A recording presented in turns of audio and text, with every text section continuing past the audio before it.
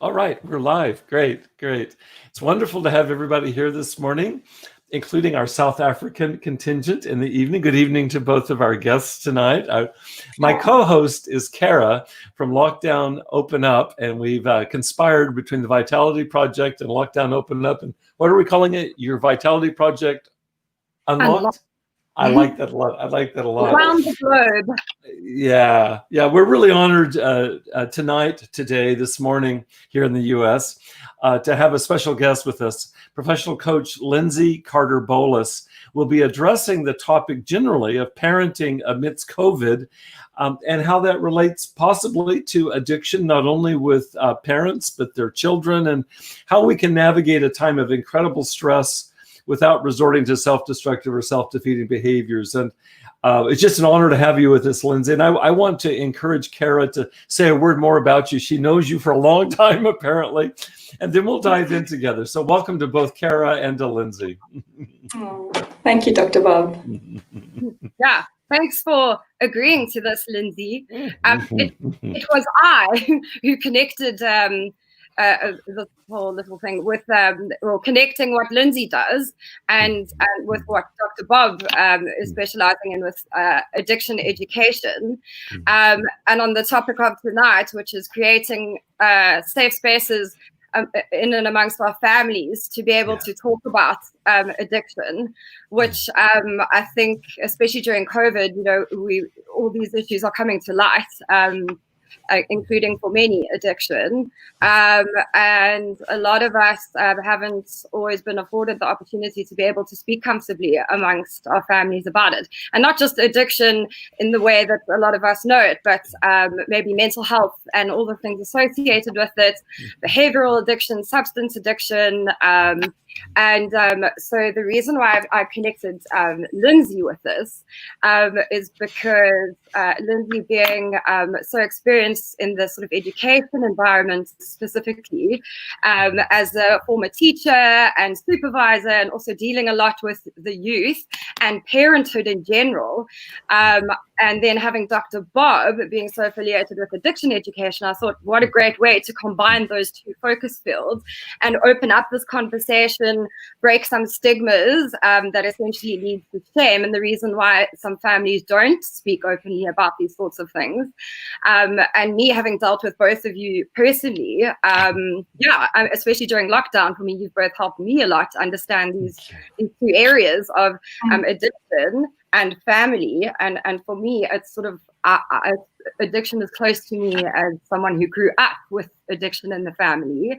And then, family is obviously a part of everyone's life. But as I think 𝘨𝘳𝘰𝘮 said earlier about when he was quoting, or at least planting your upcoming workshop, Dr. Bob, he said he'd be very surprised if someone said that addiction wasn't affecting their lives or their family in one way or another, or if they didn't know someone in their lives who was affected by addiction. So I think, and that again probably comes down to the fact that we're not talking enough. And in lockdown, those who are affected by addiction has definitely come to surface. And again, it's another reason why I've been able to connect with so many people who are educated on this, to get guidance and support and to really just start dealing with things, whether that's trying to understand loved ones' addictions, or to understand the ways that I've always been trying to deal with loved ones' addictions, and also my own unhealthy behaviors and behavioral addictions. So I thought put one and one together and get this conversation between the three of us going from across the globe, South Africa and America.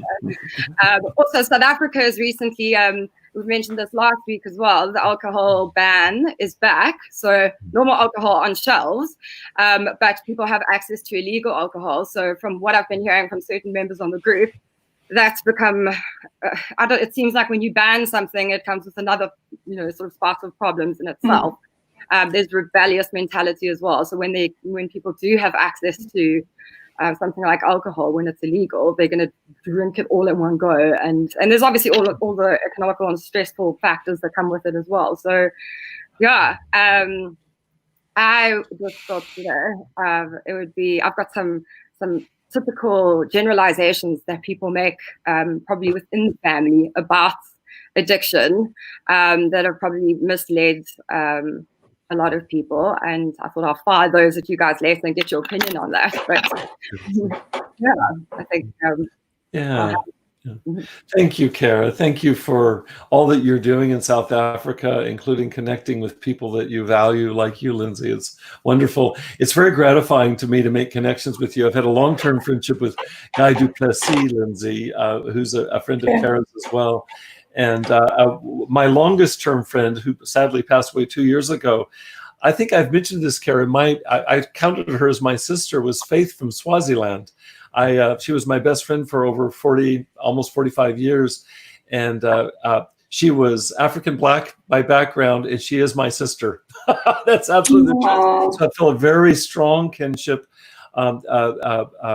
with my connection to Faith and now to Guy, much less all that you've generated over the years. I've been very influenced by Jan Smuts, who was one of your prime ministers historically, also by Lawrence van der Post, an author from South Africa, and of course Nelson Mandela. So I feel a very deep kinship with all of you in South Africa.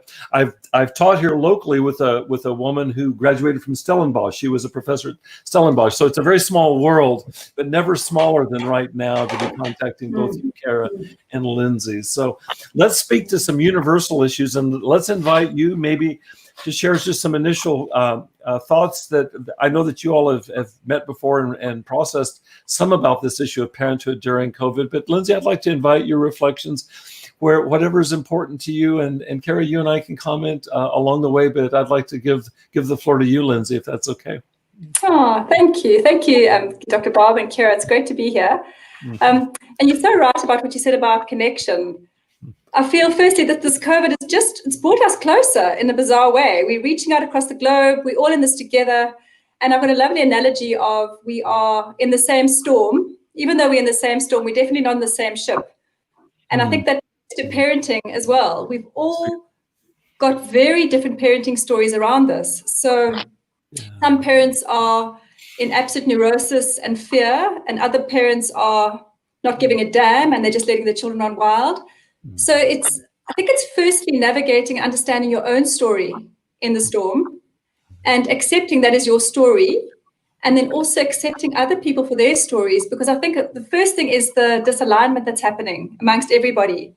We all going around with our different stories, and it's creating a bit of a monster. So it's how can I be grounded in myself and my story during this chaos, and how can I support my child and our family in this time and not hook into everything else. So it's a very interesting space to navigate. Yeah. So beautifully articulated. Really appreciate that analogy, Lindsay. Thank you. And it situates our conversation. I was thinking before we met today that, and I just spoke to my daughter, Lindsay. I have a 34-year-old daughter, Amanda, and she has 2 children. These are my grandchildren. Owen, who is just getting ready to start his first year in school in September, and now won't be doing that owing to this, and will be homeschooled. And then Emma, who's coming up on 3 years of age. And I've spoken to Amanda. She'll be watching us. She can't watch us now because she's actually parenting. She'll see it later. And I've been speaking to Amanda, as well as clients of mine that have young children as well. And I was thinking before we met today that something that Amanda really models for me, and you've already spoken to it, is how can we really listen to one another, whether it's our children or one another as parents, all of us on different ships during the same storm. That's a beautiful image. And maybe to start in the spirit of listening, it seems like part of the polarization that's going on is understandable to me psychologically. When we get anxious, we stop listening. We get very tunnel vision. And the thing to do is, what can we do to open things back up again to where I'm restful enough, mindful enough, peaceful enough to hear you, to pay attention to you. Yeah, so I'd love to hear more about that. I really love your beginning premise. Really harkens close to home to me. So it's really important. It's very important in the work that I do to help people to listen. And when people are freaked out, it's the last thing you want to do. You want to boss people around. You want to judge people. You want to go us against them. All of that is understandable, but not helpful. Absolutely. No, it is so much about listening. But listening not from the head. So I often say to people, or the children, I ask the children, what does your heart say? What does your heart hear? And if you start engaging from a deeper level, you actually start connecting. And that's where we need to go. So often there's three phases. So people say something, and often when people talk to you, the first thing you do is you take their words and you respond to the words. But if you just waited and you go, okay, so that's what they're saying, but what are they actually feeling? And if you can tap into that feeling, then you can answer, what are they actually needing? Because people are going around so trying to solve the problem, trying to have the answers, trying to come up with the solution, and it's all very academic and in your head. And you're coming from a place where there's no grounding. But if you shift to your heart and what's happening inside, if you can talk into their feelings versus into their thinkings, you get a better response. And it's the same with children. So if in this time, the child might be saying something, but you've almost got to go, okay, that's what they're saying, but what are they actually feeling when they say that? It's beautiful. And how can I respond? What is their need? Let me think of an example. Say, for example, the child comes home and goes, I don't want to go to school. I hate school. Okay, the child says, I hate school. I hate school because I've got to wear this mask, or I hate school because so-and-so was horrible to me. But if you sit with it and you go, okay, so the child hates school, and what's actually happening in that space? So what's the child feeling? Maybe anxious, maybe fearful, maybe frustrated. And what is the child needing? Possibly to be supported, to be spoken through it. So there's so many subliminal messages that we really, really need to listen to at this time. So I totally agree with you, Dr. Bob. It's totally about engaging from a very mindful and, can I add to that, heartful space, connecting from heart. You remind me, I love what you're talking about, listening with the heart. Thank you for being so articulate about it, Lindsay. You remind me of a supervisor I had. This is 35, almost 40 years ago. I was at University of Southern California. Her name was Nancy Hay. She was one of my two best supervisors ever. I remember starting with Nancy, and she'd have me, we had to tape record. I was a psychology intern. We had to tape record all of our sessions with clients. And I remember the first time I came in and sat with her, and I pressed the button on the cassette recorder, the old day of cassette recorders, and started listening. And I wasn't a minute into the conversation. She says, okay, stop there, Bob. So I put it on pause. She says, okay, what was going on there in terms of what the client was feeling, and what was going on inside of you, Bob, in terms of what you were aware of? And I could tell Nancy what I was thinking. I could tell Nancy what the client said, but she was asking me, she says, that's important, but that's not sufficient. And it's not the most important thing. The most important thing is what you're talking about in terms of listening with the heart. I spent a year working with Nancy where it was a little bit like coordinating your left hand and your right hand, or some other way of imagining coordination. Is there independent strings, but she got to where she says, I want you always, when you're listening to somebody with the words they're saying, I want you to be able to process on a parallel track, which is not about being associated. It's actually about being very connected. She didn't use your language. I think that's what she meant, though. And I got better at it. I'm still working on it because I still have my feelings, especially anxious. When I get anxious, feel defensive, then I forget everything Nancy taught me. But I really, really affirm and love what you're saying. It's almost like seeing stereoscopically. You know, if you just close one eye, you don't have any depth perception. But if I open up both eyes, I can see depth. It's with our children. Can I listen? Or can I see them stereoscopically? Can I listen with both ears so that I can hear the depth behind the surface, whether it's words or the look on their face and so on? A lesson to us all, Lindsay. Absolutely. And it's also, sorry, Kira? No, I was just going to reflect on that. I wonder if a child grows up knowing that when they're trying to express themselves or communicate with their family, I'm guessing particularly in addict households, and the response is generally that they're not being listened to with heart. They're learning that the only way to communicate is very direct and emotionless communication. And when you grow up that way, that's how you're conditioned. And that's again why I suppose in adult child groups, we have to learn how to reconnect back within ourselves and sit with ourselves, and why in lockdown some of us have really struggled to sit with ourselves like truly sit with ourselves. But it made me think of when I was younger, I struggled to. I used to sing. I used to sing in singing competitions, and when my parents would send me to, my parents were the greatest supporters of my singing competitions. And I'd go to these singing trainers and leading up to the day of the big event, and the singing trainers, part of it was to get me to move around on the stage. So the voice was fine, everything was spot on, but Kira moving around on the stage was stiff as anything and completely detached from. The voice was not part of anything else. And the trainer used to get frustrated as all hell because I wasn't singing from my inside. And it's something that has come up lately because one of the coaching sessions I recently participated in was a movement coaching, movement and dance therapy. And I thought it was all going to be about actual, dance, but it wasn't. It was that whole the theory of how everything inside you is connected, mind, body, and what you're saying from the heart. But I'm wondering, obviously it's all connected to, as a child, speaking from the heart, thinking from the heart, as opposed to how we're conditioned to just be detached from that. Yeah. It's good. It's lovely. It's really, so if you are connecting to yourself as a parent from your heart and you're very present about moving, it's almost a conscious decision. I'm going to have a hard conversation with my child. You then connect it's almost like an infinity sign. So what's happening for you will be, the energy will be going to your child, and the child will be feeling the same. So that child, my heart matters. And you actually affirming that your heart matters. And so you're almost training your child to move down as well. And children are so heartfelt. And if you ask them what their heart feels, they will tell you. They know. What does your heart think about it? They will articulate. They are so in tune. But it's almost making it bigger for them and how important your heart matters. Your heart is so important.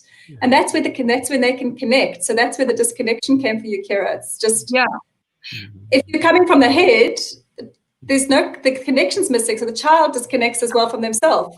And the only way I'm heard either through shouting and being direct and having tantrums, or I don't connect, I totally shut down. And you have the just go totally introverted in the space. So it's a very, we are integrated human beings, head, heart, body, gut. So it's really holding on to that. I love one of the things that there's a local psychologist, he's like a psychiatrist up at UCLA, not very far from where I live. His name is Dan Siegel.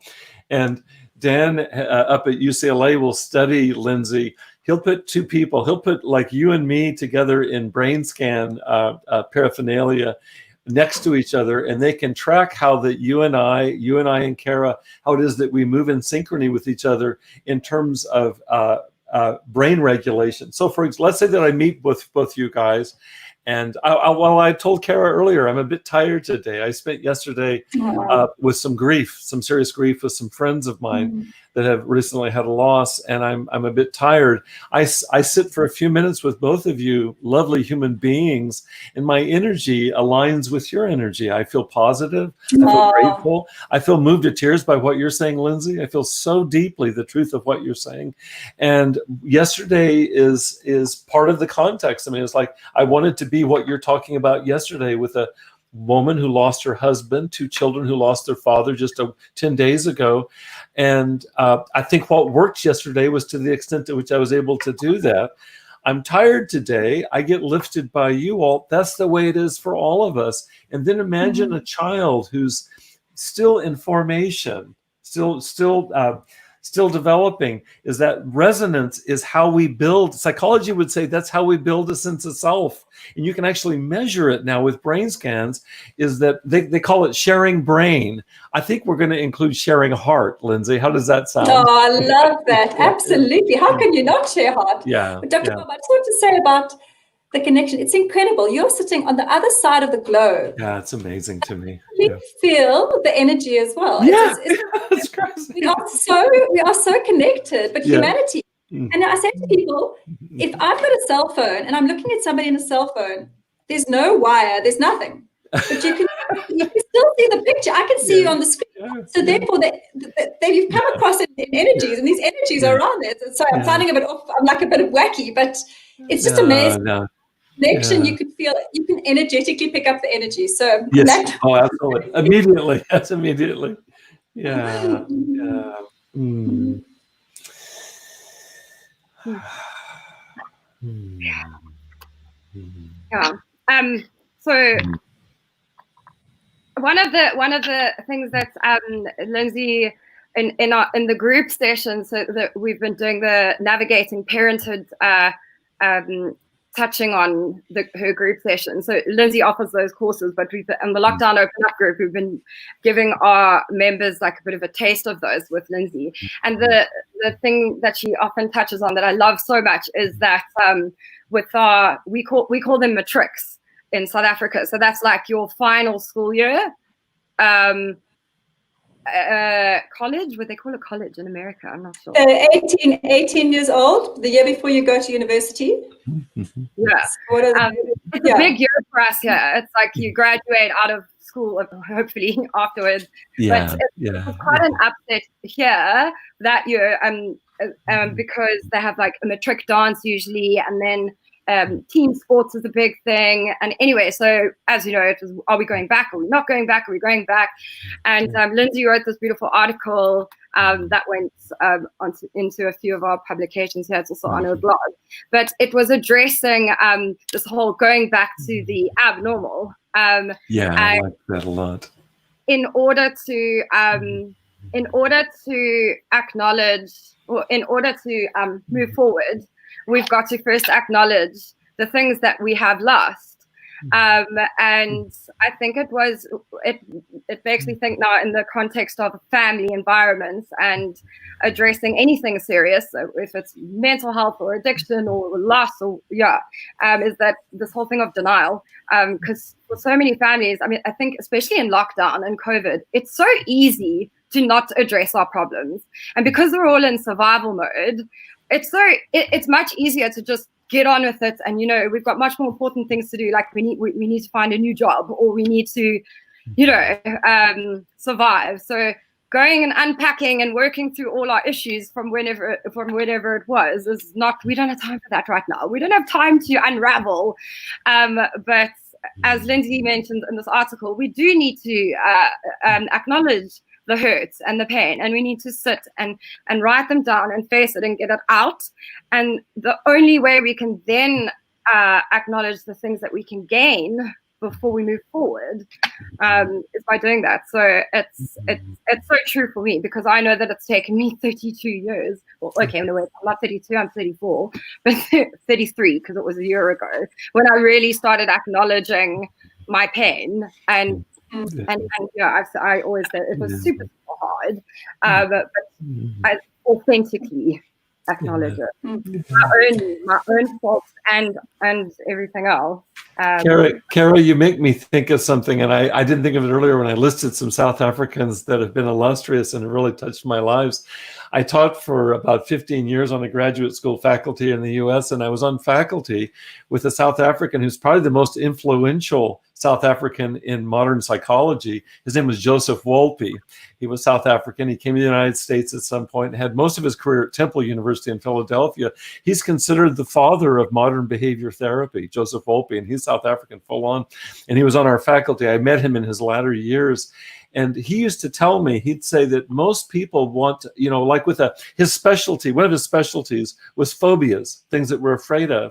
And he says the thing with a phobia, the example he gave me was of an elevator phobia. If I'm afraid of elevators, what's the natural impulse? Well, just don't ever go on elevators. And it's fine as long as you can avoid elevators, but you'll never get over your phobia by avoiding them. And that was the point. So he developed this methodology that really is the founding kind of the groundwork of modern behavior therapy. And it really ties into what you were saying, Lindsay. I liked very much when you said, when a parent intends to be, let's say with their child around a difficult communication, for the parent to first of all find a centered space within their hearts, with out of which they would speak. And 𝘱𝘱𝘕 would have used a very different language. He was a psychiatrist or a physician by background and very medical and very scientific.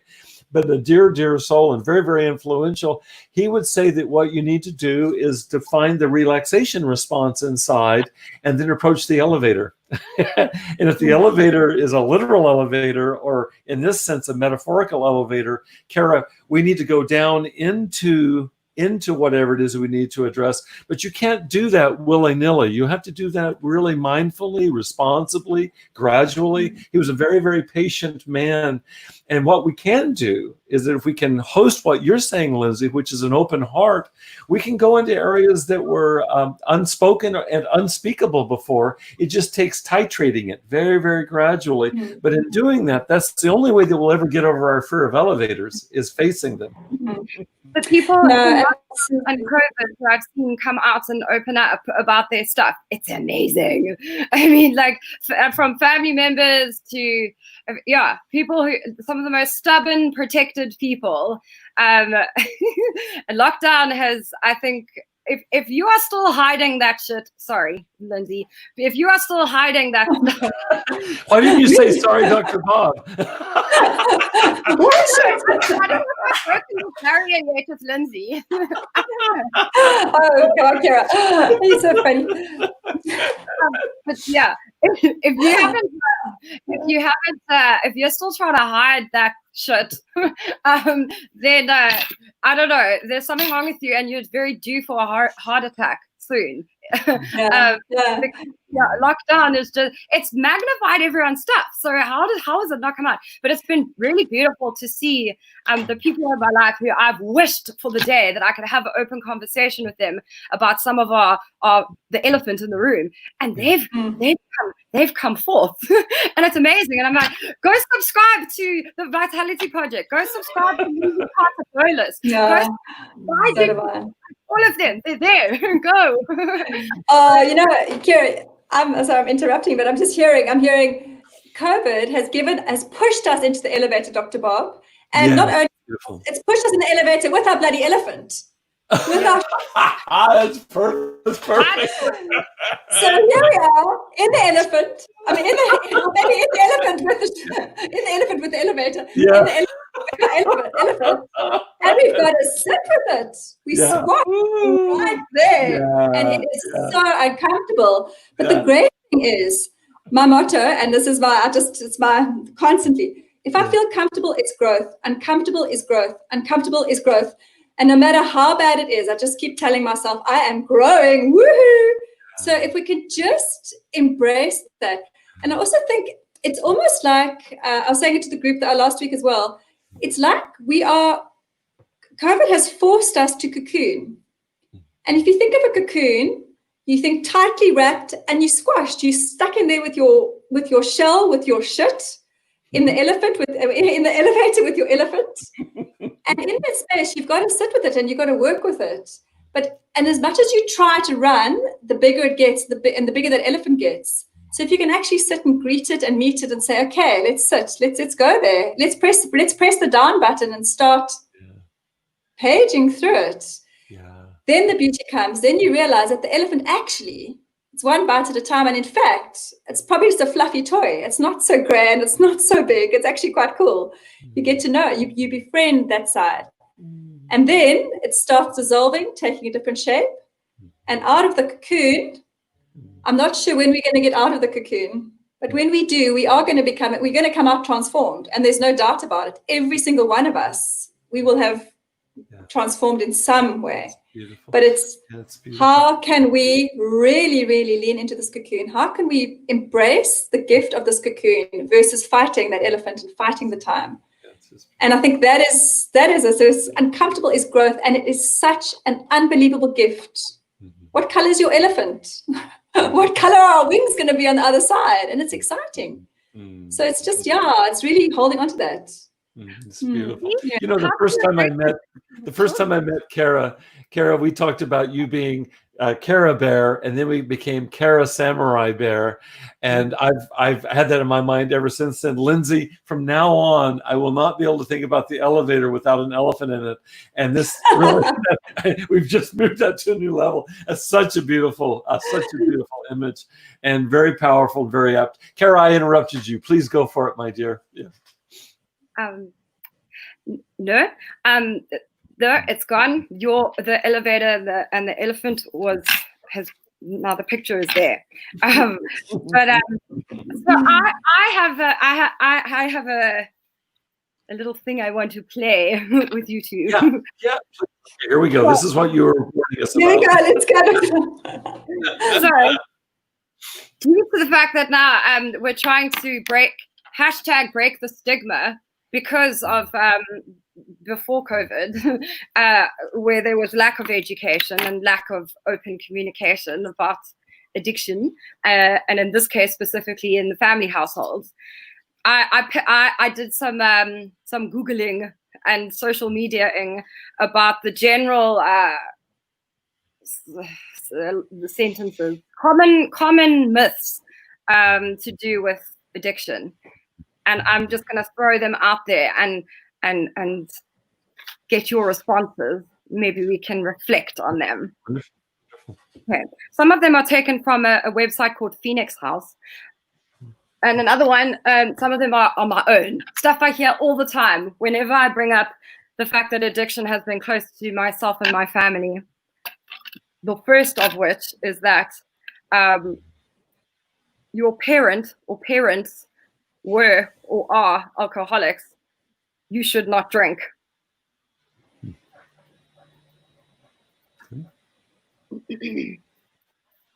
Are you expecting us to respond right now? Is that what you want? Yeah. As in the game. Dr. Bob, over to you. This is your... So that's when the general impression has been a parent. I want to take Lindsay's approach, and this is the approach that I would aspire to take, Lindsay, and you've modeled it so powerfully today. I just can't imagine saying to somebody, and I'll tell you why. My first question, and I'm really riffing off of what Lindsay's established here. What was it like to have a parent who was or is alcoholic? What's that like for you? I'd want to inquire into that. First of all, what does that bring up for you? And I'm not trying to be cutesy psychologist here. I'm trying to be a compassionate human being. Honestly, speak to somebody's heart, because the wounds that are attached to that are so major. And I can't imagine offering to them advice, therefore you shouldn't drink. I might say, how does that go for you with your own drinking or your own attitude? And we talk about it. But it's the odd thing. I work in addiction recovery, but it starts by listening. I don't get this top-down thing, and it's rife in addiction recovery in the United States, maybe in South Africa as well, where it suddenly gives people license to give advice and stop listening. And I don't know any of us that respond favorably to that. Maybe if we're just really down and out, but it's a very temporary fix.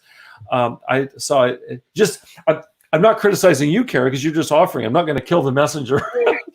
But the message, it can be well-meaning, but it's like, why not follow Lindsay's advice, whether it's with a child or a parent or an individual? I grew up with parents. I grew up with a tremendous amount of addiction in my family. I wouldn't have been responsive to somebody telling me what to do. I would have been very responsive to somebody joining me in that experience with curiosity and with compassion. Mm-hmm. So I hope that lands favorably for you, Kara. It's literally what comes automatically to me in that. Yeah. Yeah.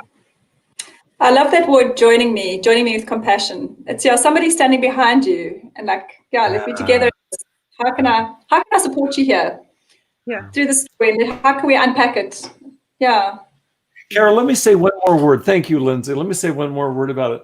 One of my assumptions is that because I've been immersed not only in professional work in addiction for 40 years, but I was a professional addict for 15 years. So I know it from the inside as well, is that my assumption is that so many of us that fall into addiction, at least from a psychological perspective, as a function of people telling us what to do and not listening to us. So how could my doing more of that be the solution to what it is that led to my addiction? Again, from a psychological perspective, I'm not blaming anybody for my addiction, but my addiction didn't come out of nowhere. It's out of a context. And so the cure must be something different than what it was that led to the disease. And so it seems like to me, common sense would suggest, let's try something different than me bossing you around. Yeah. Wow. I think also maybe what I've noticed a lot is that The impression seems to be that if both parents or one of the parents is, I'm going to use alcohol as the scenario here, because I know addiction can be used in different, but with alcoholics, if both parents are alcoholics, the assumption is that the child will be an alcoholic. And it took me, I had been taught to believe that I was an alcoholic and I should never ever drink. And going to Al-Anon made me realize that I'm actually not, but I do have addiction problems on multiple levels, but alcohol was not one of them. And yeah, so, but it took me a lot of psychological, I had to work through that. But and also the addicts in my life trying to use, if I did ever have a glass of whatever, just, you shouldn't be doing that. Like it's like, that's actually not my problem. I'd been convinced. That's what I was taught to believe. So, Two things come to mind. Kara. One is that I'll tell clients is that the latest medical research on addiction in terms of genetics, if you have both parents that were, let's say, alcoholic, that there's a 40 to 60% probability. There's 40-60% genetic loading is what they call it.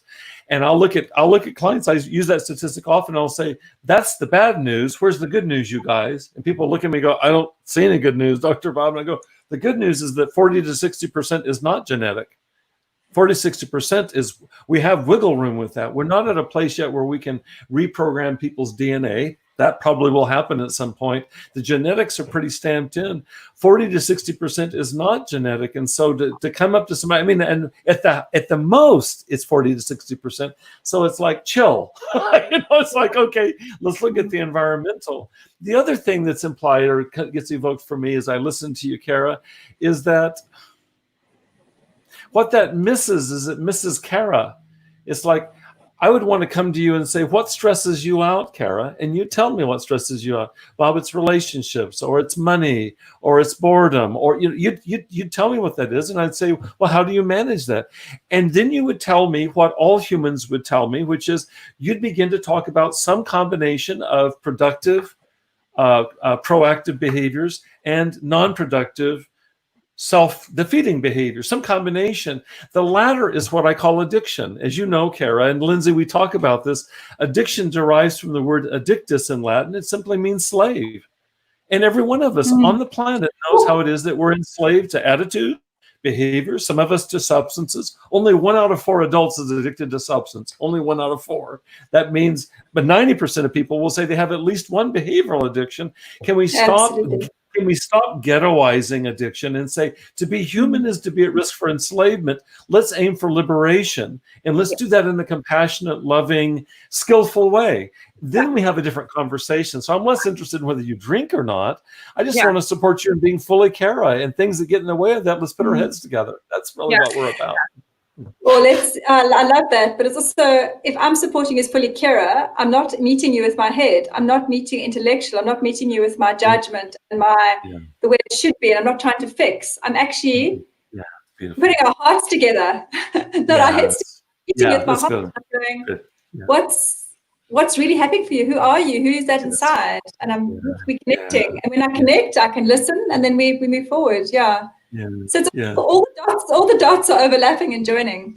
I really join you in that correction, Lindsay. I really appreciate that. I want to change my language on that because I'm with you. No, we are putting our heads together. But totally. But you know what I mean. We're putting our heads in our hearts. There's a theorist out of London who's developed this concept just in the last few years, and it's got a long term, but it makes sense. He calls it epistemic trust. Epistemic is just the Greek root for how you know things, how you learn things.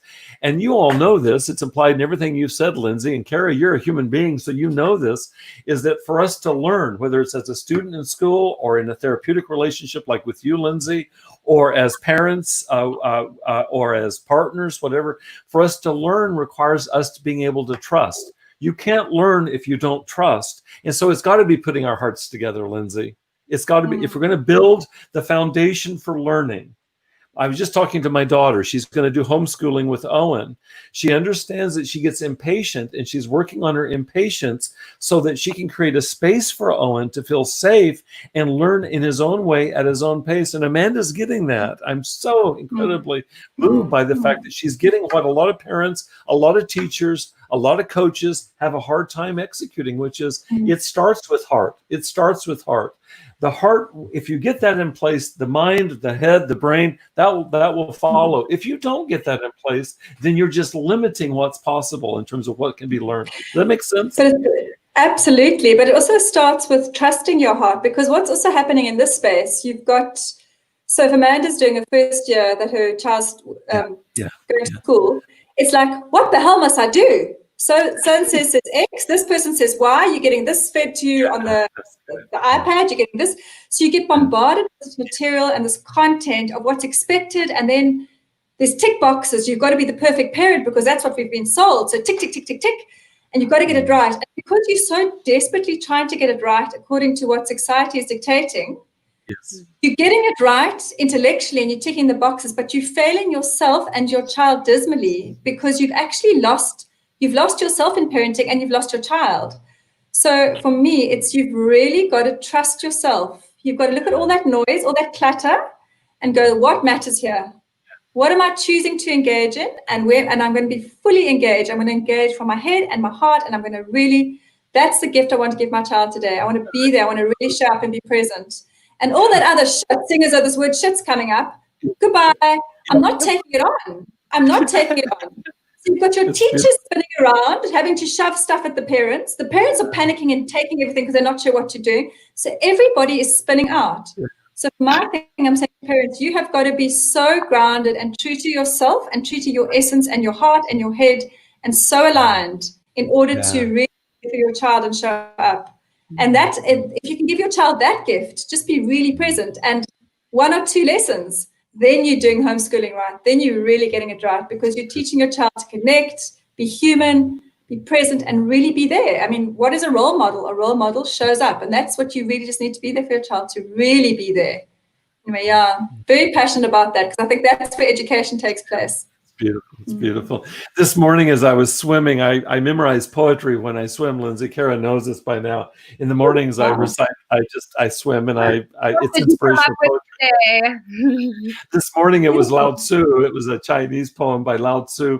And here's what it was, and I didn't realize what it meant until you spoke right now, Lindsay, so bless you. He says, he puts it in the masculine voice, and sometimes he puts it in the feminine voice, but this particular passage was in the masculine voice. It's all of us. He says, the master observes the world, but trusts his inner vision.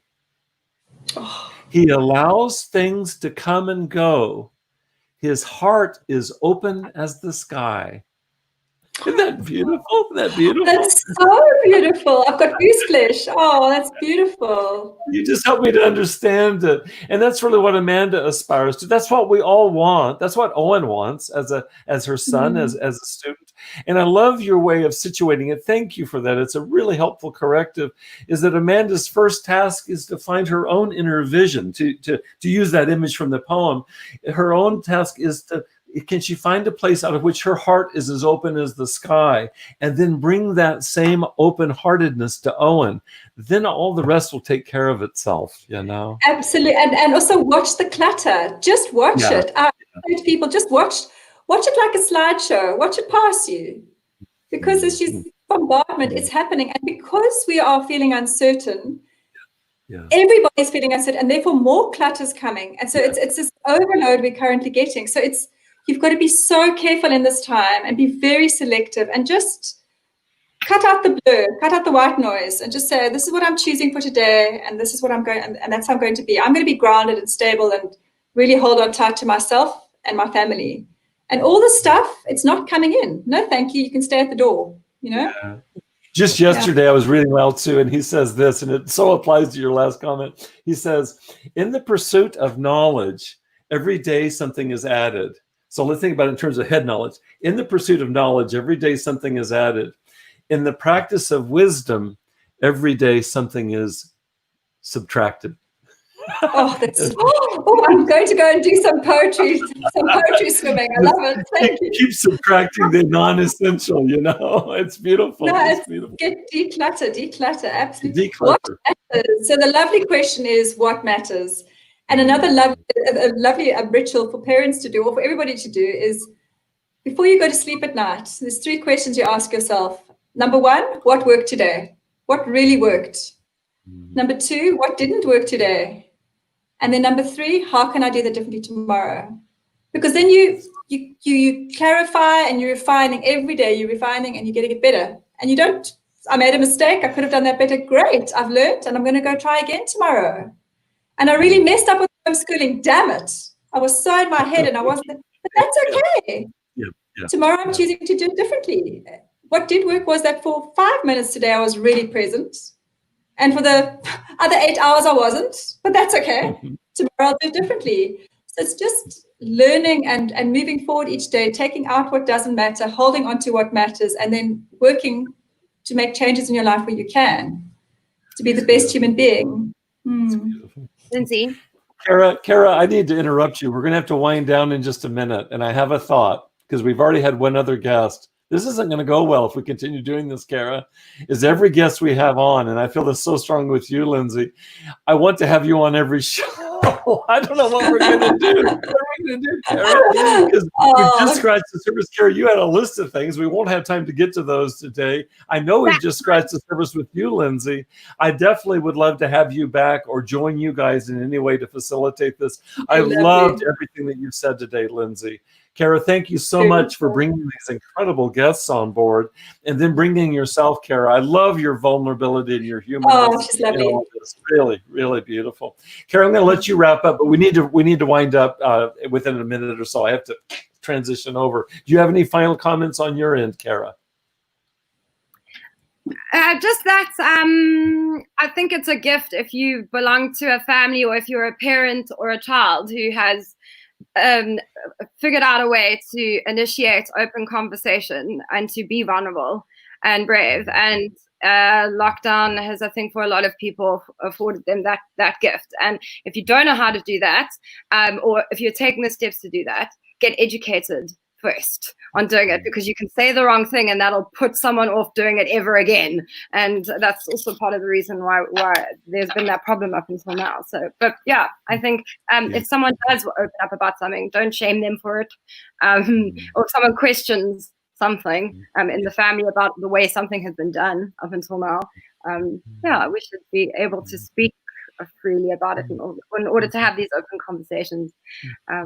But yeah, I think it's great that we can connect, both of you. I mean, I really have learned so much about you. You're amazing. Yeah, I love your spirit, Lindsay. It comes through. There's this saying I heard that's it's a saying of the Kalahari Bushmen down in your neck of the woods, and they're quite small as individuals in terms of stature, physical stature. And I learned this from Lawrence Vanderpost, who is South African, and he said this. He says they'll greet each other this way, and I'm directing this to you, dear Lindsay. They'll greet each other by looking at each other on the distance, and they'll say, your spirit looms large on the horizon.